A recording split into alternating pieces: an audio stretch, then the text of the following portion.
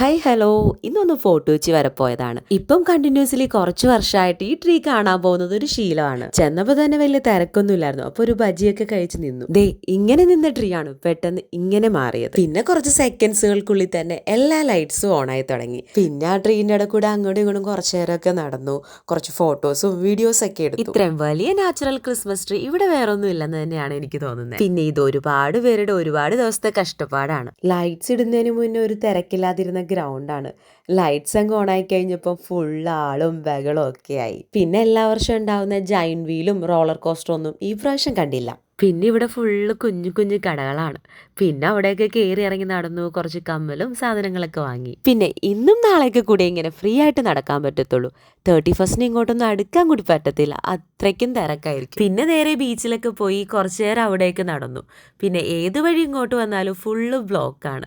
അപ്പം ഇനി അടുത്ത വീഡിയോയിൽ കാണാം.